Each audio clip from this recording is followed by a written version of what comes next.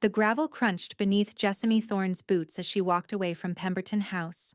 She did not run. She did not look back. She simply walked, her traveling cloak pulled tight against the autumn chill, her small leather satchel pressed against her hip like a shield. Behind her, candles still blazed in every window. Music still drifted from the ballroom, where 200 guests celebrated an engagement that no longer existed. Her engagement, her future, her carefully constructed life, collapsing like a house built on sand. The October wind bit through her cloak, but Jessamy barely felt it. She was too focused on putting one foot in front of the other, too determined to maintain the composure that had carried her through the last impossible hour. She had found the documents at 7:30. Aldrich had sent her to his study to fetch his pocket watch, a small errand before they rejoined the party. She'd opened the wrong drawer by accident, searching for the watch, and her fingers had brushed against papers that bore her name. Certification of lunacy. The words had blurred before her eyes. She'd read them twice, 3 times, certain she was misunderstanding. But the language was precise, clinical, devastating. Upon marriage, Aldrich Pemberton would assume control of his wife's inheritance, her estate in Wiltshire, her mother's jewelry, her father's shipping investments. And within 6 months, his wife would be committed to Thornhaven Asylum for treatment of feminine hysteria and delusions. The physician's signature was already in place. The asylum director's seal gleamed red as blood. Aldrich had planned everything. The courtship, the proposal, the wedding scheduled for December. All of it designed to gain legal control of her fortune before disposing of her in a madhouse where no one would believe her protests. Jessamy had stood in that study, holding proof of her own planned destruction, and felt something inside her turn to iron. She had not screamed. She had not confronted him. She had tucked the documents into her satchel, her only proof of what he'd planned, then walked calmly to the ballroom, found Aldrich laughing with his friends, and told him quietly that she could not marry him. "Excuse me?" His smile had faltered. "The engagement is ended. I wish you well." She had removed the ring from her finger and placed it in his palm. "Please extend my apologies to your mother for the disruption to her party." Then she had walked out. Through the stunned silence, past the whispered questions, down the grand staircase, and out into the night. Now the Pemberton estate was a glow of lights behind her, growing smaller with every step. The road stretched ahead, dark and empty. The nearest village was 8 miles away. She had no carriage, no escort, and perhaps 40 pounds in her satchel alongside the damning papers. She had nothing except the truth, her only evidence, and her own 2 feet. And Marjorie, her 17-year-old sister, safely tucked away at Harrington Academy in Bath, the only family Jessamy had left since their parents' deaths. Whatever happened tonight, Jessamy had to survive for her. What will you do now? The question circled her mind like a carrion bird. Aldrich would be furious. By morning, he would spin the story to his advantage. The unstable bride who fled in the night, overcome by nerves. The fortune-hunting orphan who showed her true colors. He would destroy her reputation before she could speak a word against him. And who would believe her? An unmarried woman with no family connections, accusing the son of Lord Pemberton of conspiracy to commit her to an asylum. She would be laughed out of every drawing room in England. The crunch of gravel was the only sound in the darkness. Jessamy's throat tightened, but she refused to cry. Crying solved nothing. Crying was what weak women did while powerful men decided their fates. She was 3 miles from Pemberton House when she heard the carriage. The rumble of wheels and hoofbeats came from behind her, moving fast. Jessamy stepped to the edge of the road, pressing herself against the hedgerow. Probably guests leaving early, or perhaps Aldrich had sent someone after her. Her fingers found the small knife in her satchel. She was not entirely without defenses. The carriage was black, gleaming even in the moonlight. pulled by 4 matched horses that moved like shadows. It should have passed her without slowing. It did not. The driver reined the horses to a stop directly beside her. The carriage door opened, and a man's voice cut through the darkness. "Miss Thorne, I presume?" Jessamy's blood turned to ice. He knew her name. "Who's asking?" A figure emerged from the carriage, tall and broad-shouldered, his features sharp in the moonlight. Dark hair, darker eyes, a face that looked carved from granite and old secrets. Someone who's been waiting for a woman brave enough to walk away from Aldrich Pemberton. He extended a gloved hand. "My name is Theron Vane, and I believe we have enemies in common." Jessamy did not take his hand. She had learned, in the space of one evening, that trusting well-dressed men with smooth voices led to commitment papers and stolen fortunes. This one might be worse than Aldrich, or he might be her only chance of survival. She had no way of knowing which. "You've been watching the Pembertons," she said. It wasn't a question. "For 3 years." Theron Vane lowered his hand, unbothered by her refusal. "You're the 5th woman Aldrich has courted. The other 4 are either dead, institutionalized, or vanished entirely. Their fortunes, however, remain very much accounted for, in Pemberton family coffers." The words hit Jessamy like stones. 5th. She was the 5th. "You have proof of this?" "Pieces, fragments. Enough to know the pattern, not enough to break it." His eyes studied her with an intensity that felt like being read. "Until tonight. Until you. What makes me different?" "You walked away." Something that might have been respect flickered across his face. "The others didn't see the trap until it closed. You saw it and chose the road instead, even knowing you'd lose everything." He gestured toward the empty darkness stretching before her. "That road leads nowhere, Miss Thorne. No friends will shelter you after Aldrich finishes spreading his version of events. No solicitor will take your case against a family with the Pembertons' influence. By morning, you'll be the mad bride who fled her own engagement, and every door in England will close against you." Jessamy's jaw tightened. "You're telling me things I already know. I'm telling you that I can offer an alternative." "Which is?" "My carriage, my protection, my resources." He paused. "My name, if it comes to that." The wind gusted, cutting through Jessamy's cloak. She was cold, she realized. Cold and exhausted and standing on a dark road with a stranger who claimed to be her salvation. Everything about this felt like another trap. "Why?" she asked.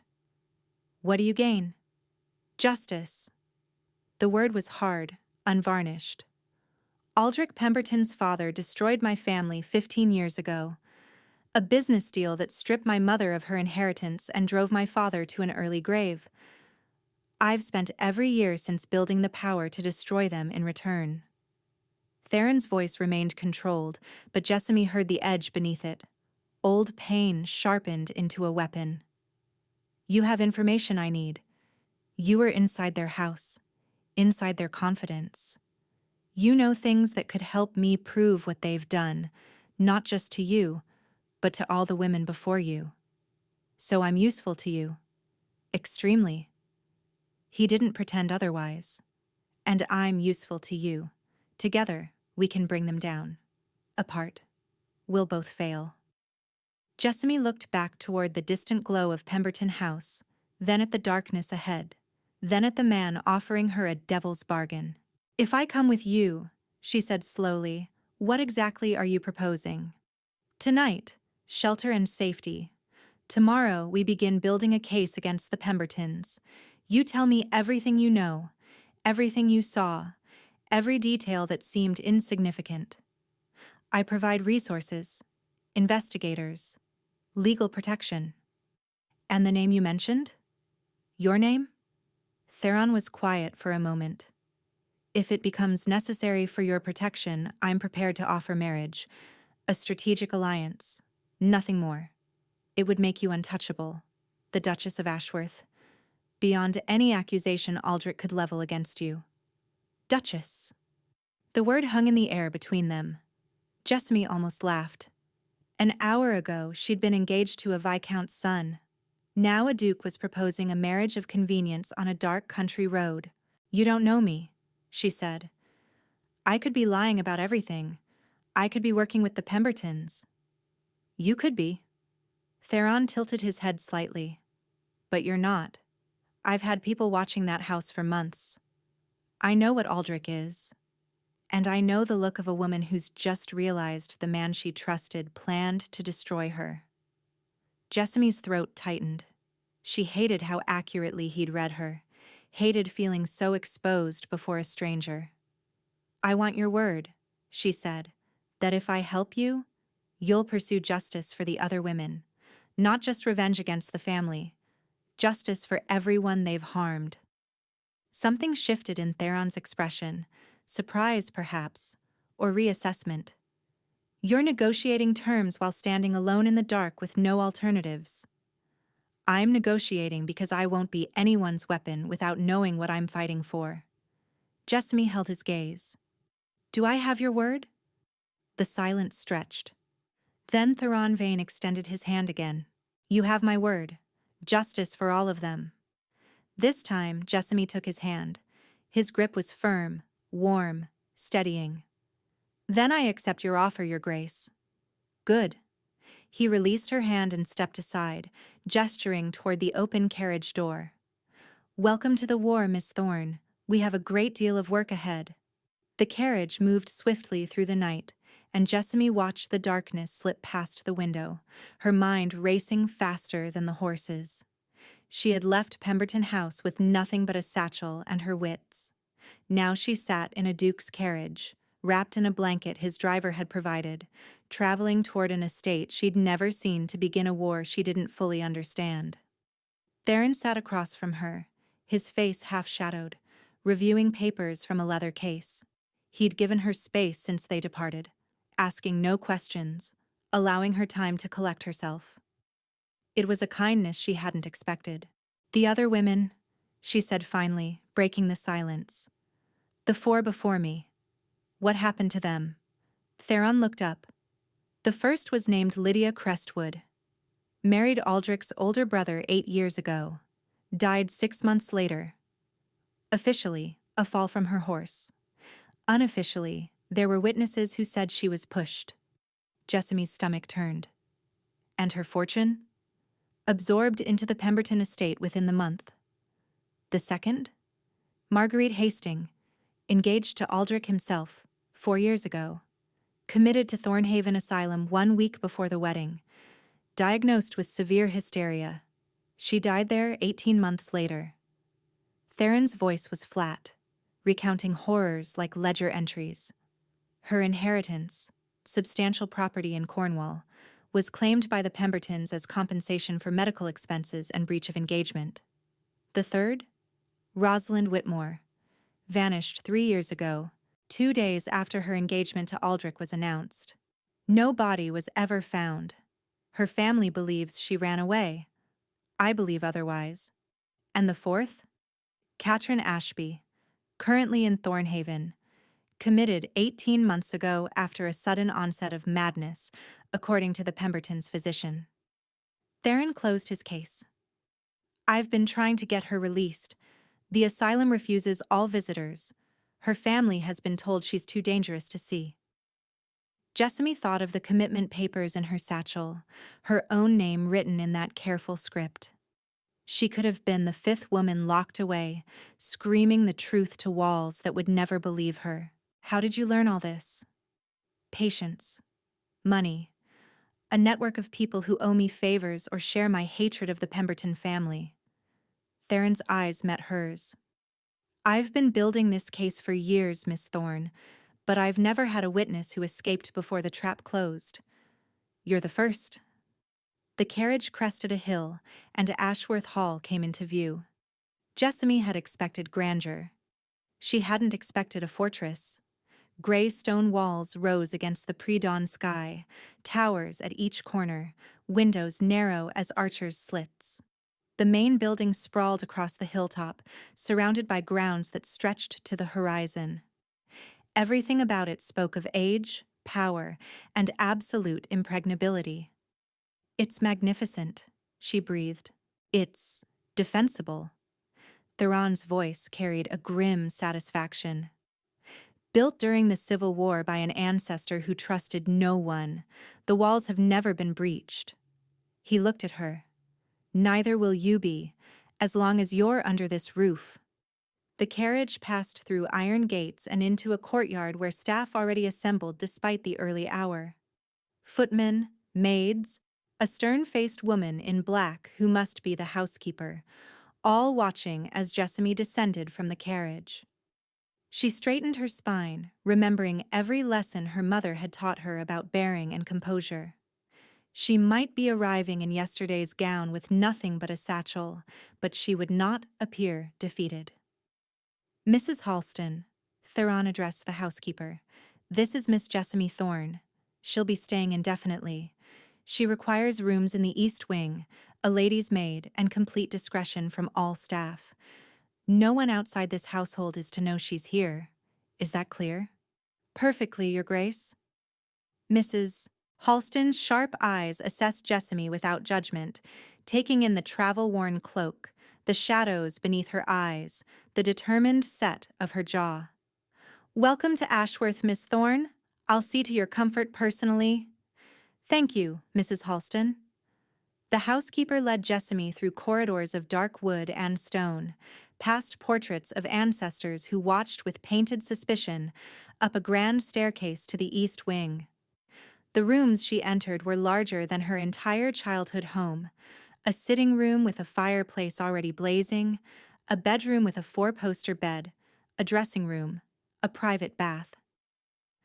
"The Duke has instructed me to have a seamstress call tomorrow," Mrs. Halston said, moving efficiently through the space. "You'll need appropriate clothing. He's also arranged for tutors, etiquette, and household management. Everything required for your new position." "My new position?" Mrs. Halston paused at the door. "The Duke does not make impulsive decisions, Miss Thorne. If he's brought you here, he has a plan, and that plan requires you to become someone the Pembertons cannot dismiss or destroy." Her expression softened slightly. "Rest now. Tomorrow, your transformation begins." After the door closed, Jessamy sank onto the edge of the bed. 24 hours ago, she'd been preparing for her engagement ball, believing she'd found security and, perhaps, even love. Now she sat in a duke's fortress, preparing for a war against the family that had planned to steal everything from her. She thought of Aldrich's face when she'd returned his ring, the flash of something dark beneath his charming exterior. He would come for her, she knew. Once he learned she'd survived, once he realized what she might reveal, he would not rest until she was silenced. But he thought she was alone. He thought she was powerless. He didn't know about Ashworth Hall. He didn't know about Theron Vane. He didn't know that the woman he'd planned to destroy had just become his most dangerous enemy. Jessamy closed her eyes and let herself feel, just for a moment, the weight of everything she'd escaped and everything that lay ahead. Then she opened them, stood, and began to prepare. The war was just beginning. 3 weeks transformed Jessamy in ways she hadn't thought possible. She learned which fork to use for oysters, how to address a marchioness versus a countess, which topics were suitable for drawing rooms and which would end her social existence before it began. She learned the history of Ashworth Hall, the political alliances Theron had built, the enemies he'd cultivated in his 15-year campaign against the Pembertons, and she learned about the man himself. Theron was exacting, demanding, and utterly without patience for excuses. He drilled her on names and faces until she could identify every member of Parliament who owed debts to the Pemberton family. He made her recite the details of the commitment papers until she could testify without hesitation. He pushed her until she wanted to scream, then pushed harder. But he was also fair.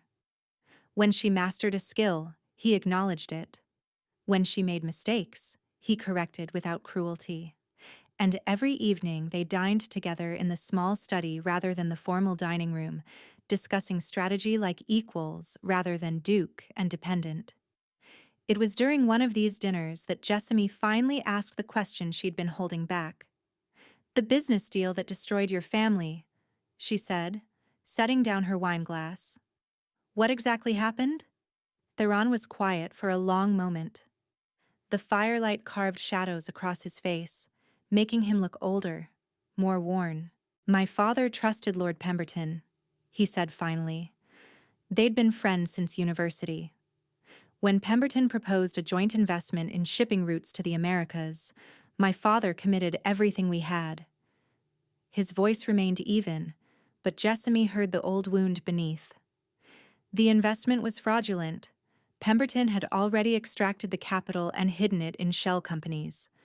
When the scheme collapsed, my father was blamed. He lost everything: the estate, the investments, and his reputation. "And your mother's inheritance?" "Legally seized to cover the debts Pemberton had manufactured." Theron's jaw tightened. "She died 2 years later. The physicians called it a fever. I call it a broken heart." Jessamy thought of her own mother, gone these 5 years, and the hollow space that loss had carved in her chest. "How old were you?" 19. Old enough to understand exactly what had been done to us. Young enough to be powerless to stop it. He looked at her across the table. "I swore then that I would spend my life dismantling everything the Pembertons had built. Every alliance, every fortune, every scrap of respectability they'd stolen from families like mine. And now? Now I have the resources, the connections, and the evidence." His gaze held hers. "What I lacked was a witness who'd seen inside their current operations. Someone who could prove they haven't changed, that Aldrich is continuing his father's legacy of destruction. Someone like me. Exactly like you." Jessamy absorbed this. She'd known she was useful to him, but hearing the full scope of his vendetta made her understand the weight of what she'd agreed to carry. "I want to see the evidence you've gathered," she said. "All of it. If I'm going to testify against them, I need to understand the complete picture." Something flickered in Theron's expression. Approval, perhaps, or reassessment. "Most people in your position would prefer to know as little as possible. Plausible deniability. I'm not most people." Jessamy held his gaze. "And I've learned that ignorance isn't protection. It's just a different kind of trap." Theron studied her for a long moment. Then he stood, crossing to a cabinet she'd never seen him open. He withdrew a leather case thick with documents and placed it on the table between them. "Everything I have," he said. "Financial records, witness statements, physician's notes from Thornhaven, correspondence between Pemberton and his solicitors." He opened the case, revealing stacks of papers covered in meticulous notation. "Some of it is damning. Most of it is circumstantial. None of it is enough to convict them in court." Jessamy pulled the case toward her, scanning the first documents. Names jumped out at her: Lydia Crestwood, Marguerite Hastings, Rosalind Whitmore, Katrin Ashby, the women before her, the women who hadn't escaped. What would be enough? Direct testimony from someone inside their operation, documentary evidence of their methods, or— Theron paused. "A confession." "You think Aldrich would confess?" "I think Aldrich is arrogant enough to boast about his conquests to the right audience." Theron's smile was cold. "The question is how to create that audience without alerting him to the trap." Jessamy looked at the documents, then at the man who'd spent 15 years building toward this moment. "I have an idea," she said slowly, "but you're not going to like it. Tell me anyway. Aldrich believes I fled because I was overwhelmed, hysterical, unstable." She met Theron's eyes. "What if I let him believe he was right? What if I appeared somewhere public, visibly fragile, and let him think he could finish what he started?" "Absolutely not." Theron's voice was sharp, You'd be putting yourself directly in his path. I'd be putting myself where he'd feel confident enough to make a mistake. Jessamy leaned forward. You said yourself that circumstantial evidence isn't enough. We need him to act, to reveal himself. He won't do that if he thinks I'm protected. He'll only move if he thinks I'm vulnerable. And if he moves faster than we anticipate, if he harms you before we can intervene, then you'll have your evidence, won't you? The silence stretched between them, heavy with implications. Theron's expression was unreadable, but Jessamy saw his hands clench against the table's edge. I won't use you as bait, he said finally. I made you a promise. Justice for all of them. That includes keeping you safe. And I'm telling you that safety won't win this war. Jessamy stood, placing her palms flat on the table. I walked away from Aldrich once. I can face him again. The question is whether you trust me enough to let me fight. Theron rose slowly, moving around the table until he stood close enough that she could see the conflict in his eyes. I trust you, he said quietly. That's precisely why this terrifies me. It was the most honest thing he'd ever said to her. And in that moment, Jessamy realized that somewhere between strategy sessions and dining room debates, this had become more than an alliance. She didn't have words for what it was becoming, but she knew it had changed everything. The opportunity came sooner than expected.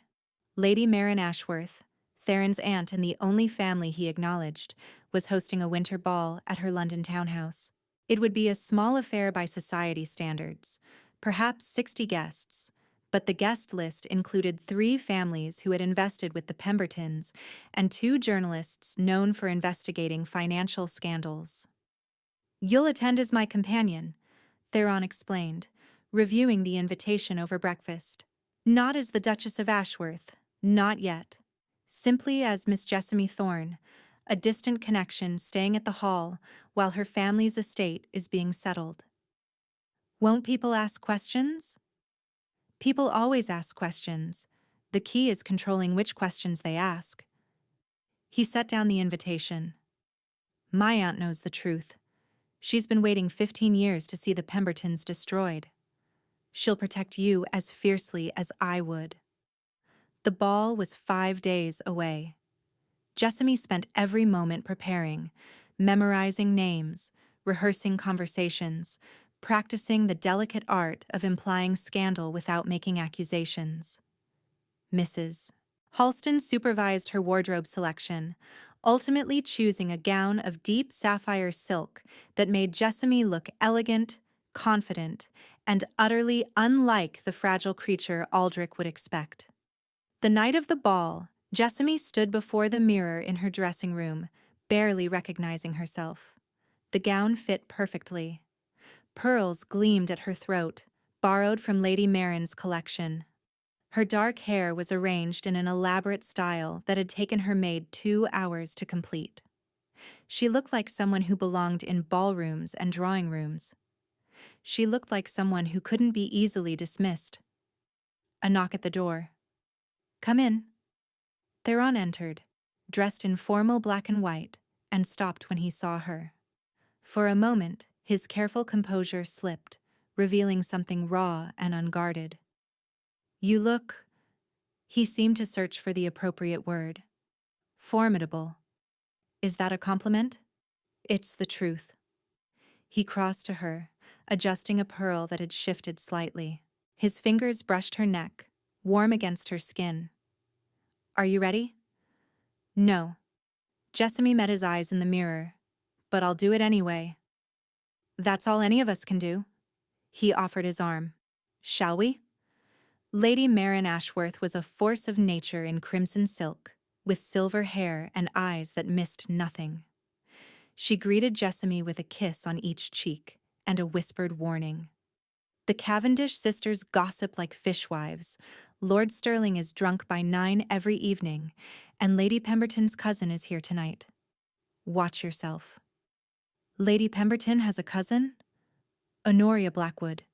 She reports everything back to the family.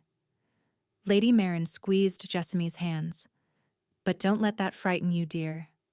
Let her report. Let them wonder. The ballroom was a swirl of candlelight and conversation. Jessamy moved through it on Theron's arm, meeting faces she'd memorized from drawings, names she'd rehearsed until they felt natural. She smiled, she chatted, and she deflected questions about her background with practiced ease. And she planted seeds. Lord Pemberton's investment firm? She said to Lady Cavendish, feigning innocent curiosity. I've heard such varied opinions. My late father always said one should thoroughly investigate before committing funds to anyone. The shipping routes to the Americas do seem rather volatile lately, she observed to Mr. Hartwell, a banker with connections to 3 Pemberton investors. I wonder if the projected returns are truly sustainable. Thornhaven Asylum? She murmured to Mrs. Wellesley, whose daughter had nearly been sent there years ago. What a dreadful place. I've heard stories that would curdle milk. Each comment was careful, deniable, designed to raise questions without making accusations. By the time supper was announced, Jessamy had spoken to 24 guests and left every one of them with a faint unease about the Pemberton name. She found Theron near the terrace doors, watching her with an expression she couldn't quite read. You're a natural, he said quietly. I'm terrified. You don't show it. He handed her a glass of champagne. Lady Cavendish is already asking questions about her husband's investments, and Mr. Hartwell mentioned requesting an audit of his accounts. Is that enough? It's a beginning. Theron touched his glass to hers, to first victories. They drank, and for a moment, standing in the glittering ballroom surrounded by people who might become allies or enemies, Jessamy felt something she hadn't experienced since before Aldrich. Hope. Then she saw Honoria Blackwood watching her from across the room, and the hope curdled into warning. The Pembertons would know about her soon. They would know she'd survived, that she'd found protection, that she was speaking against them in society's most influential circles. The real battle was about to begin. The invitation arrived 3 days after Lady Marin's ball. Lord and Lady Whitmore requested the pleasure of Miss Jessamy Thorne's company at a weekend gathering at Chelworth Manor. The gathering would celebrate the winter solstice and include distinguished guests from London's most prominent families, including, the invitation noted with poisonous courtesy, Lord Aldrich Pemberton and his parents. Jessamy read the invitation twice, her hand still despite the churning in her stomach. The Whitmores, Rosalind Whitmore's family? The same. Theron's voice was grim. Rosalind was their only daughter. She vanished 3 years ago, and they've never stopped searching. He took the invitation from her hand. This is a trap, but not for you. Lady Whitmore suspects the Pembertons were involved in Rosalind's disappearance. She's been trying to gather evidence ever since. And she thinks I can help. She knows you escaped what Rosalind didn't. Theron set the invitation on his desk. The question is whether attending is worth the risk. Aldrich will be there. He'll see you. The pretense of anonymity ends the moment you walk through those doors. Jessamy moved to the window, looking out at the frost-covered grounds of Ashworth Hall. She thought of the commitment papers tucked safely in her traveling case, her name written in that careful script, evidence she would carry until the moment it could destroy him. She thought of Lydia, Marguerite, Rosalind, Catherine, women who'd trusted the wrong man and paid with their lives, their freedom, and their sanity. If Lady Whitmore is gathering evidence, she said slowly, then we have a potential ally inside the Pemberton circle, someone with personal motivation to see them destroyed. We also have someone who might be compromised, someone the Pembertons are watching. Then we give them something to watch. Jessamy turned to face Theron. I've been hiding here for weeks, preparing for a confrontation that keeps getting delayed. But hiding doesn't win wars. You told me that yourself. I also told you I wouldn't use you as bait. You're not using me. I'm choosing this. She crossed to him, standing close enough to see the tension in his jaw.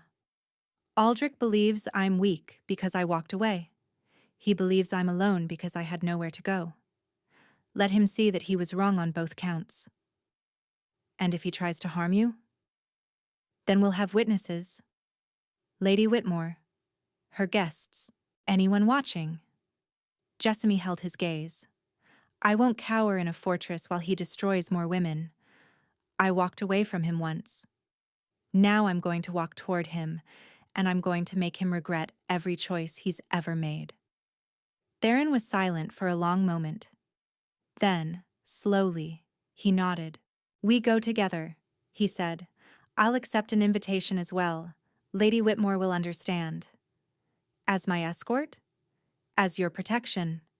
His hand found hers, gripping firmly. And as the man who'll destroy Aldrich Pemberton if he so much as looks at you wrong.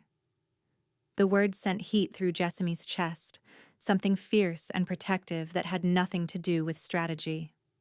Theron, don't. His voice roughened.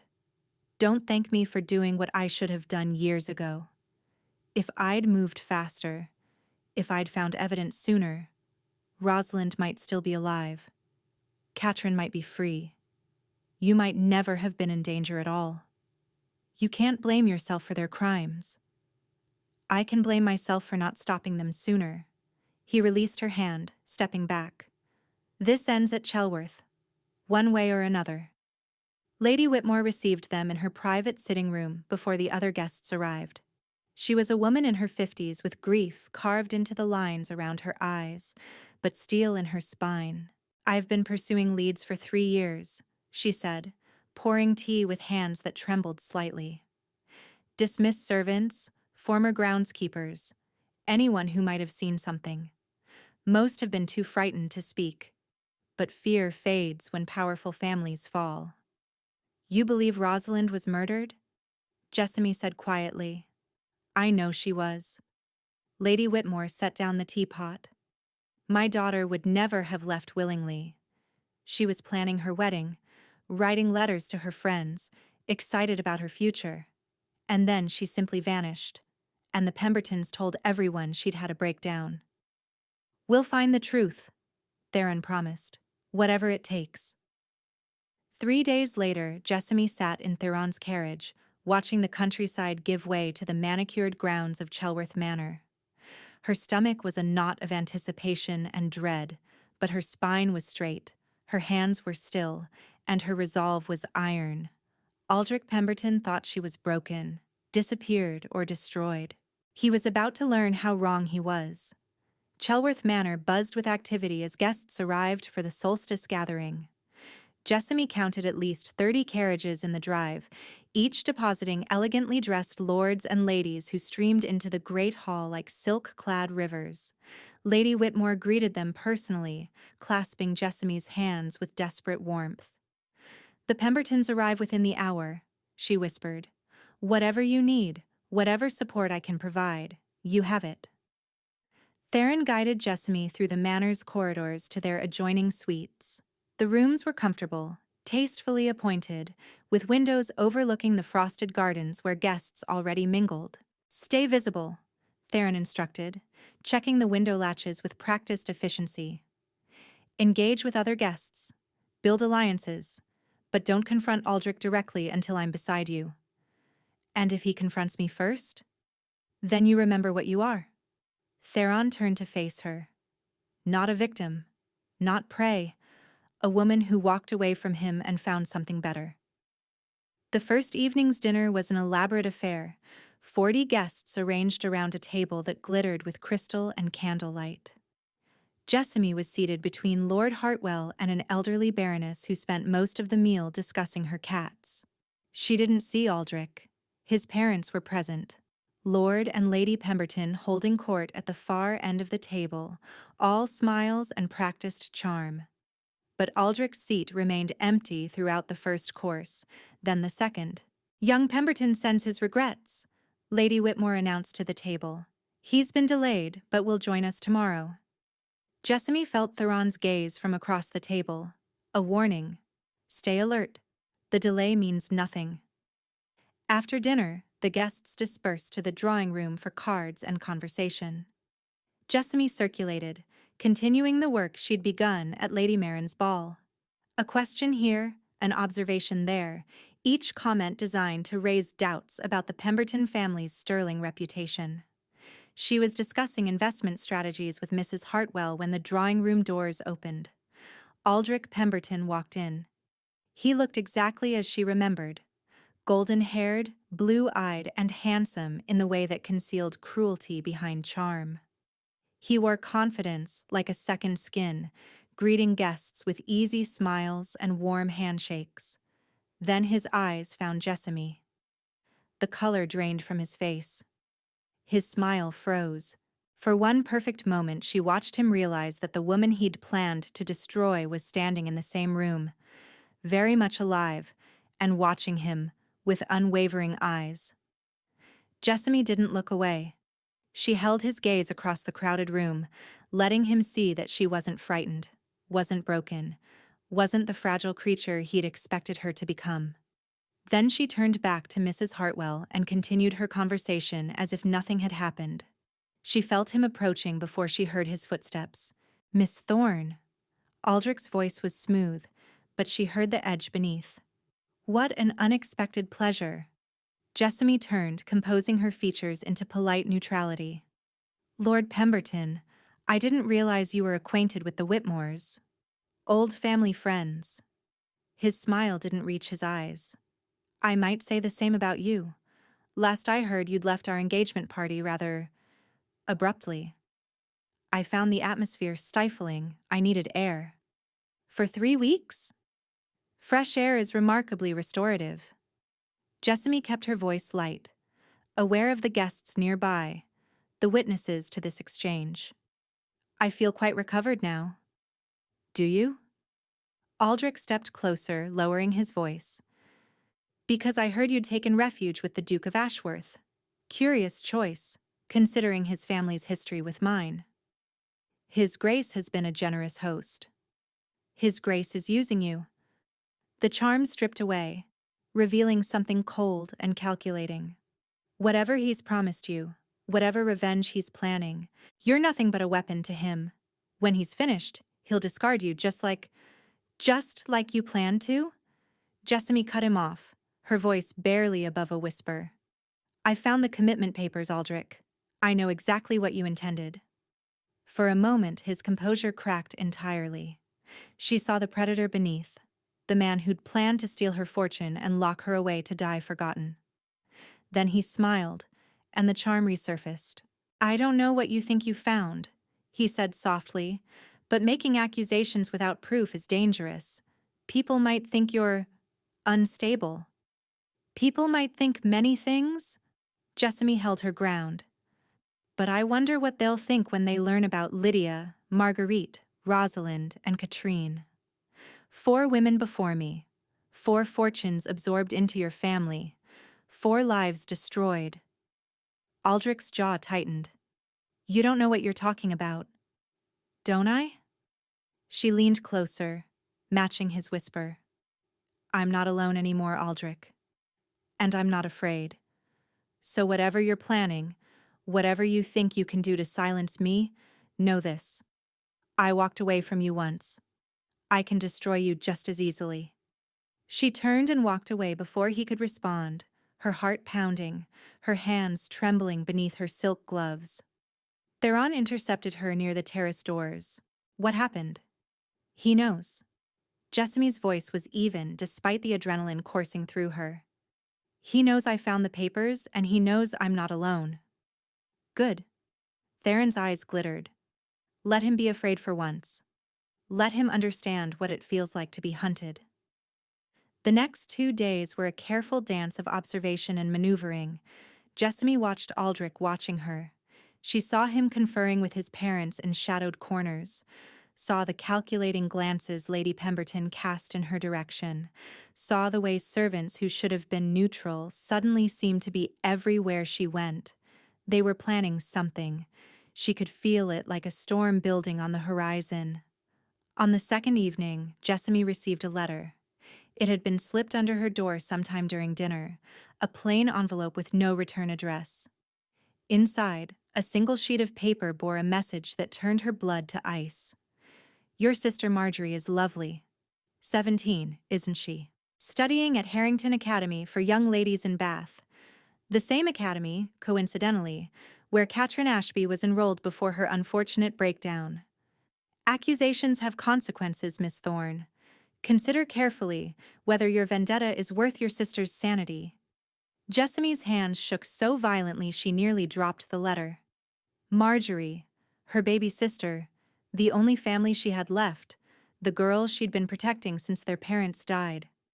Aldrich knew where she was. Aldrich had influence at the same academy that had delivered Katrin to Thornhaven Asylum. She was across the room and out the door before conscious thought caught up with her, searching for Theron, desperate to find him before the panic consumed her completely.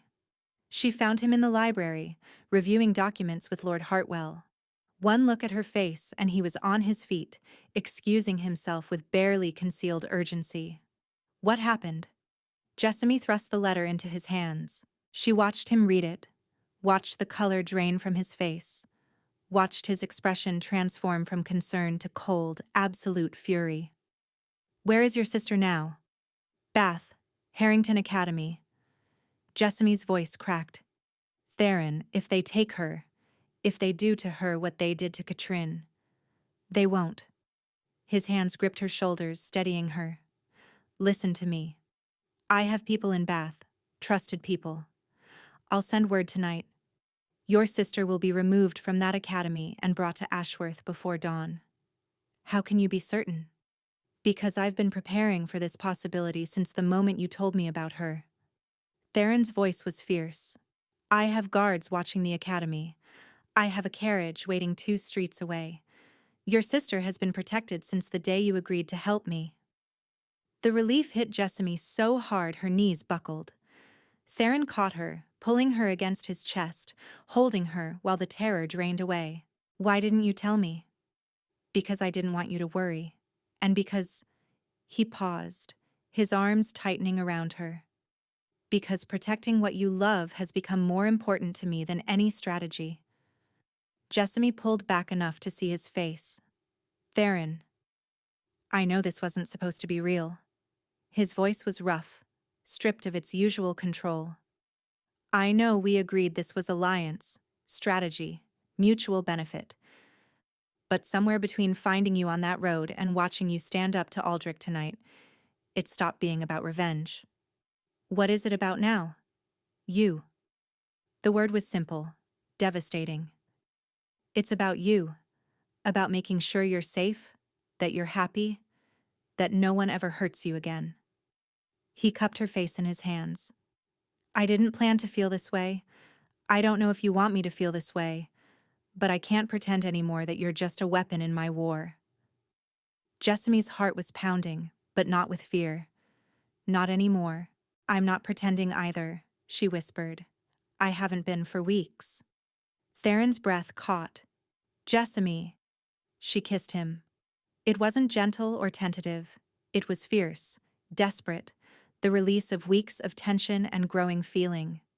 His hands tangled in her hair, pulling her closer. Her fingers gripped his coat, holding on like he was the only solid thing in a world gone mad.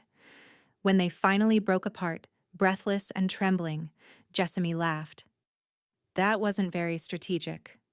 No. Theron's smile was the most genuine she'd ever seen. But it was necessary. A knock at the library door shattered the moment.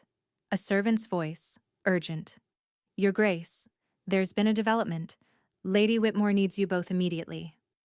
They found Lady Whitmore in her private sitting room, clutching a letter of her own. It's from Thornhaven, she said, her voice shaking. Katrin Ashby. She's dying. The asylum claims it's consumption, but a nurse who works there sent me this. She handed Theron a second, smaller note. They're killing her, slowly, deliberately, to ensure she never talks. Jessamy read over Theron's shoulder. The nurse's message was clear. Katrin had been given something that was destroying her from the inside. If she wasn't removed within the week, she would be dead. "We have to get her out," Jessamy said. "The asylum won't release her without family consent, and her family believes she's genuinely mad." Lady Whitmore's face crumpled. "I've tried for 18 months. Every legal avenue is blocked." Theron's expression hardened into something dangerous. "Then we don't use legal avenues." "What are you suggesting?" "I'm suggesting that Thornhaven has needed new investment for years, and I'm suggesting that the Duke of Ashworth has enough money to buy cooperation, or enough influence to destroy anyone who refuses." He looked at Jessamy. "If we can get Katrin out, get her testimony, we'll have direct evidence of what the Pembertons do to women who threaten them. And if we fail? Then we've shown our hand and lost the element of surprise."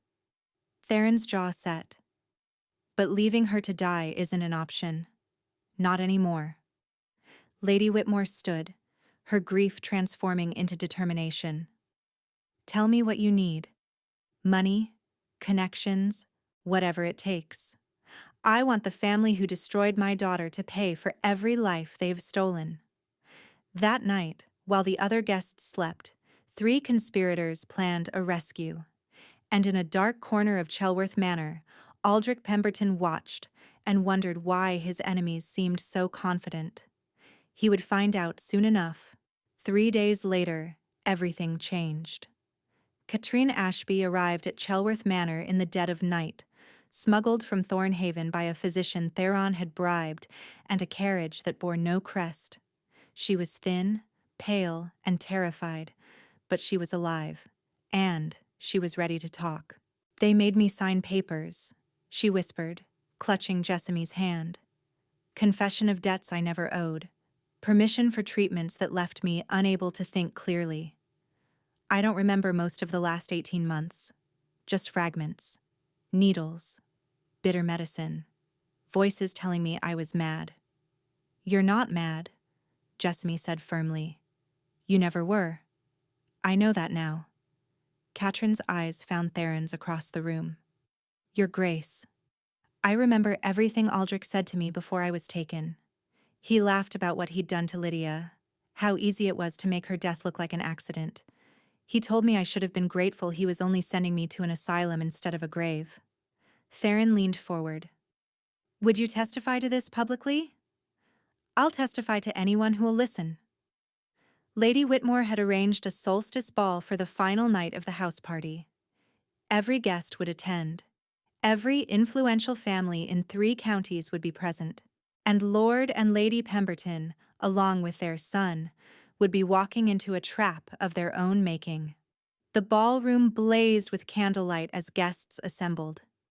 Jessamy wore crimson silk, a deliberate choice. The color of blood, of courage, of warning. Theron stood beside her in formal black, his hand resting lightly on her back. "Are you ready?" he murmured. "I've been ready since I walked away from him." Lady Whitmore stood at the head of the room, commanding attention with a single raised hand. "Distinguished guests," she began, "thank you for joining us this solstice evening. Before the dancing begins, I have an announcement that cannot wait." The Pembertons stood near the entrance, glasses of champagne in hand, still smiling their practiced smiles. Aldrich caught Jessamy's eye and raised his glass in mocking toast. His arrogance would be his undoing. Many of you knew my daughter Rosalind," Lady Whitmore continued, her voice unwavering despite the emotion beneath. 3 years ago, she vanished shortly after becoming engaged to Lord Aldrich Pemberton. We were told she ran away. We were told she was unstable, overwhelmed by the prospect of marriage." Murmurs rippled through the crowd. "We were lied to." Lady Whitmore gestured, and a servant opened a side door. Katrine Ashby entered, supported by a nurse, frail but determined. Gasps erupted from the assembled guests. "This is Miss Katrine Ashby," Lady Whitmore announced. 18 months ago, she was committed to Thornhaven Asylum at the request of the Pemberton family, diagnosed with hysteria, declared legally incompetent, left to die. "This is outrageous!" Lord Pemberton stepped forward, his face purple with rage. This woman is a lunatic escaped from proper care. Whatever she's told you is the raving of a diseased mind. Is it? Lady Whitmore's voice cut like ice. Then perhaps you can explain why she bears needle marks on her arms from experimental treatments. Perhaps you can explain why the physician who committed her was paid directly from Pemberton accounts. Perhaps you can explain why 4 other women connected to your son have met similar fates. The ballroom had gone silent. Every eye was on the Pembertons. Jessamy stepped forward. "My name is Jessamy Thorne," she said, her voice carrying across the room. 2 months ago, I was engaged to Lord Aldrich Pemberton. The night of our engagement ball, I discovered documents in his study. Commitment papers bearing my name, signed by physicians I'd never met, preparing to have me declared insane so he could claim my inheritance. "Lies!" Aldrich shouted. "She's delusional, just like the others." "Am I?" Jessamy reached into her reticule and withdrew folded papers. "Then perhaps you can explain these. The original commitment documents from your study. Signed, sealed, dated before I ever agreed to marry you."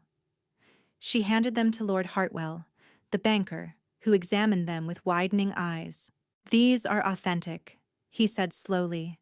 "The physician's signature, the asylum seal. Good God, this was premeditated." "Forgeries!" Lady Pemberton shrieked. "This woman is a fortune hunter who—" "I have testimony from servants in your London household," Theron interrupted, stepping forward. "I have financial records showing irregular transfers from the estates of 5 different women, all of whom were connected to your son. I have a dying woman's statement detailing exactly what Aldrich told her before she was committed." His voice was cold as winter steel. "And I have a nurse from Thornhaven willing to testify that the Pemberton family paid to have Katrine Ashby poisoned." The room erupted. Guests backed away from the Pembertons as if they carried plague. Lord Hartwell was already conferring with 2 other gentlemen, their faces grave. Lady Whitmore stood watching with tears streaming down her cheeks. "This is conspiracy." Aldrich's pretense had collapsed completely. "Ashworth has hated us for years. He's manufactured all of this to destroy—" "You destroyed yourself," Jessamy cut him off. "The moment you thought you could treat women like disposable assets. The moment you murdered Lydia and locked away Marguerite and made Rosalind disappear. We just ensured the world would see what you really are." "You can't prove, Rosalind." "Can't I?" Lady Whitmore's voice was terrible in its grief. "Because I received a letter yesterday from a groundskeeper at your northern estate, the one you dismissed last spring. He saw a grave being dug in the woods 3 years ago. He saw who was buried there." All color drained from Aldrich's face. "She was my daughter," Lady Whitmore screamed. "You murdered my child, and you let us believe she abandoned us." Lord Pemberton made a break for the doors, only to find them blocked by footmen. 2 of Lady Whitmore's men seized him before he reached the terrace. Lady Pemberton collapsed against a pillar, all pretense of composure gone, and a magistrate's man took her arm before she could flee. And Aldrich stood frozen, surrounded by the guests he'd once charmed, watching his world crumble as guards closed in around him. The family that had destroyed so many would finally face justice together. "The magistrate has been summoned," Theron said quietly. "He'll arrive within the hour. I suggest you use the time to make your peace with God. You'll be meeting him soon enough." Jessamy watched them lead Aldrich away, watched the guests surge around Lady Whitmore offering support, watched Katrin weep with relief in the nurse's arms. It was over. After everything, after the cold road and the desperate bargain and the weeks of preparation, it was finally over. Theron's hand found hers. "You did it," he said. "We did it." She leaned into him, exhaustion and triumph washing through her in equal measure. "Justice for all of them." "Justice," he agreed, and for the first time since she'd known him, he smiled without reservation. "And something more, I hope." 6 months later, Jessamy stood at the window of Ashworth Hall, watching spring sunlight transform the grounds into a tapestry of green and gold. So much had changed since that winter night when she'd walked away from her engagement in silence. The Pembertons were destroyed. Lord Pemberton had died in prison awaiting trial, his heart giving out under the weight of his crimes. Lady Pemberton had fled to the continent after posting bail, where she lived in obscurity on whatever funds she'd managed to hide. And Aldrich had been convicted of 4 counts of fraud, 1 count of conspiracy to commit murder, and 3 counts of unlawful imprisonment. He would spend the rest of his life in a cell smaller than the asylum rooms where he'd condemned his victims. Rosalind Whitmore's remains had been recovered from the northern estate and laid to rest properly. Lady Whitmore had wept at the funeral, but she'd also smiled, knowing her daughter's murder had finally been acknowledged. Catherine Ashby was recovering at Ashworth Hall, growing stronger every day under the care of physicians who actually wanted her well. And Jessamy Thorne had become the Duchess of Ashworth.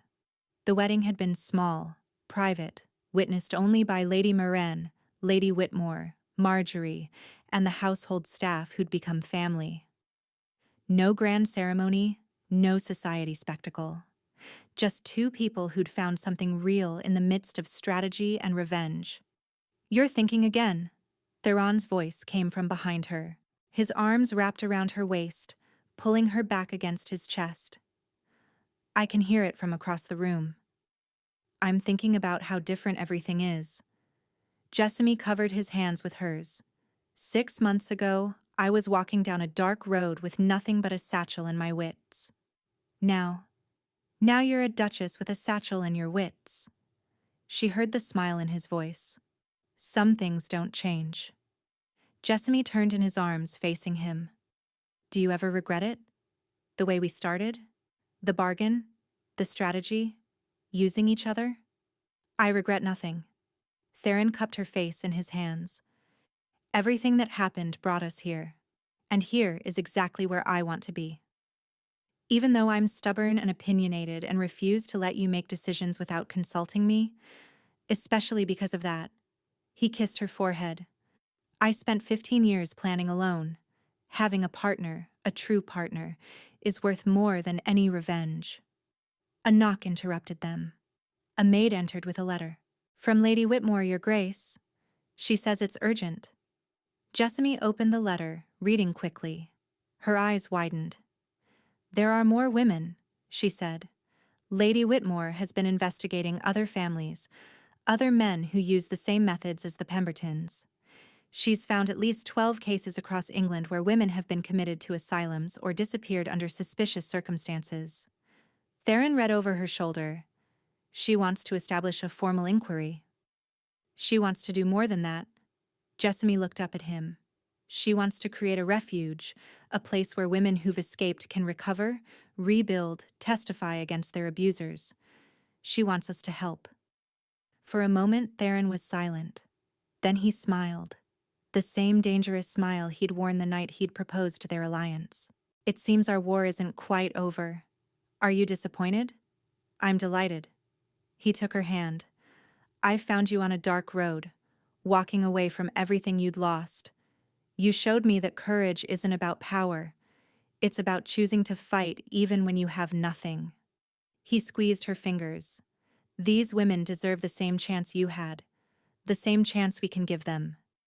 Jessamy thought of herself on that October night, alone, frightened, with nothing but determination keeping her upright. She thought of Katrine, still healing in the room down the hall. She thought of Rosalind, finally at peace. She thought of Marjorie, now safe at Ashworth, and beginning to laugh again. Then let's give it to them. That evening, they sat together in the study, drafting plans for what would become the Ashworth Women's Refuge. A place of safety, a place of recovery. A place where women who'd been discarded, destroyed, or dismissed could find their voices again. Outside, the sun set over the grounds of Ashworth Hall, painting the sky in shades of gold and crimson. Inside, Two people who'd started as strategists had become partners, lovers, and champions of those who had no one else. Jessamy Thorne had walked away from her broken engagement in silence, but she would never be silent again. Thank you for staying until the very end. If this story moved you, if it reminded you that walking away can be the bravest choice, if it showed you that finding the right person can change everything, please share it with someone who needs to hear it. Drop a comment telling us your favorite moment and where you're listening from. And if you're ready for another story where courage conquers cruelty and love rises from the ashes, subscribe and ring that bell so you never miss what comes next. You're the reason these stories exist. Thank you for being here, for listening, for believing that even when we walk away in silence, our voices can still change the world.